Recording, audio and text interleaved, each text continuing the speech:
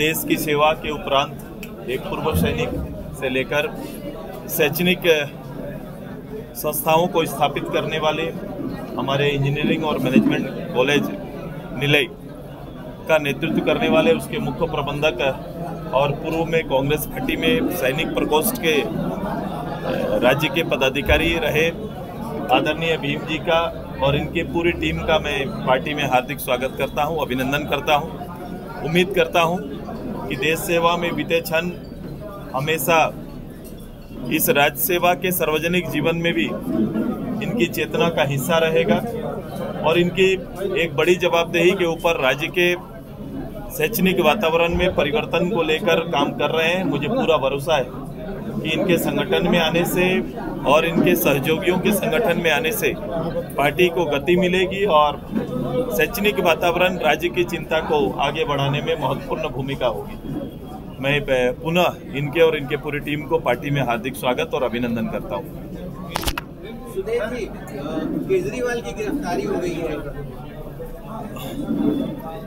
हाँ, कल मुख्यमंत्री दिल्ली को ईडी ने गिरफ्तार किया है, तो अब ईडी के कोर्ट में वो जाएंगे, अपना पक्ष रखेंगे। कैसे देखते हैं जो विपक्षी पार्टी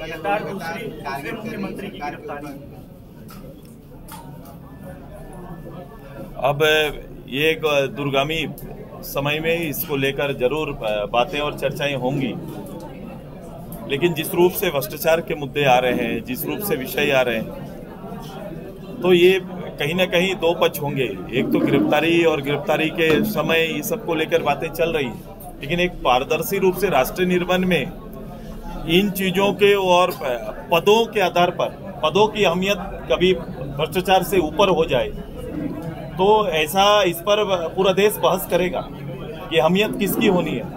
अहमियत में दोनों पर बहस चलेगा और ये अभी एक छोटा बहस से ये समाप्त होने वाला नहीं है। ये संवैधानिक पदों में रहने वाले लोग अपनी जवाबदेही, अपने कर्तव्य पर भी बात चलेगा और जो आज बात हो रही है कि ऐसे समय में हो गया तो समय पर भी बातें चलेंगी कि किसके लिए कितना समय देना चाहिए और कौन सा समय उपयुक्त होगा। ये बातें चलेंगी भविष्य में। सुदेश जी, घर घर सुदेश के तहत आप लोगों ने अभी पानी का और अंतिम शव यात्रा वगैरह का व्यवस्था करने का प्लान किया है, तो क्या अभी आएगा पार्टी का एक हम लोग ने पार्टी को लोगों के लिए, आम जनों के लिए, चूंकि जो पार्टी है, पार्टी से लोगों को उम्मीद होना है। केवल पार्टी उम्मीद करती है वोट हमें दे दो, पार्टी से भी लोगों का उम्मीद होता है और समय पर लोगों की जब आवश्यकता होती है तो पार्टी नगण्य होता है। पार्टी का कोई स्ट्रक्चर, कोई लोग मिलते नहीं है, केवल वोट निर्माण के लिए पार्टी के वर्कर काम करते हैं।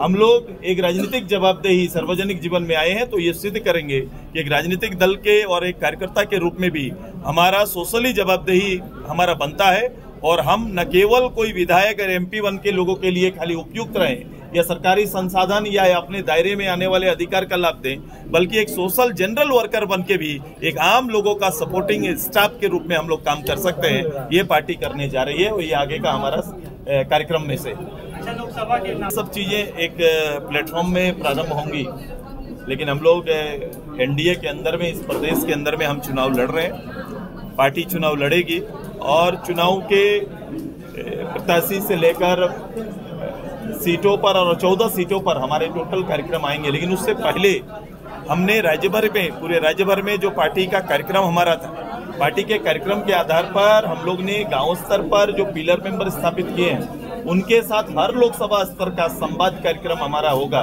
गिरिडीह में हमने किया, रांची हमने किया है, इसके आगे अभी हमारा हजारीबाग होगा, हमारा पश्चिम सिंहभूम होगा, हमारा जमशेदपुर होगा, धनबाद होगा। टोटल लोकसभा में जितने 14 के 14 लोकसभा में पार्टी वर्कर्स के साथ वहाँ गांव के जो पिलर्स मेंबर हैं उनके साथ संवाद होगा, ताकि पार्टी इस 2024 की चुनौतियों को किस रूप से सामना करेगी और अपने एनडीए को विजय दिलाने में अपनी महत्वपूर्ण भूमिका निभाएगी। अच्छा, गांडे उपचुनाव में क्या गांडे उपचुनाव आएगा? मैंने बोला एक प्लेटफॉर्म में आकर आपको इसकी जानकारी मिल जाएगी कि उस चुनाव में कैसे और कौन भाग ले रहा है। सुदेश जी, 14 में कितने सीटों पर एनडीए का देखने को मिलेगा? जीत पे मैंने पहले भी कहा, मैं दोहरा रहा हूँ, कोशिश यही है कि 14 के 14 पर हमारी तैयारी रहे और एक बेहतर आंकड़ा हम लोग वहां पर लाएं और उसको जीत में परिणत कर सकें, इसकी कोशिश रहेगी। उम्मीदवार अच्छू तो जाएगा लोकसभा में।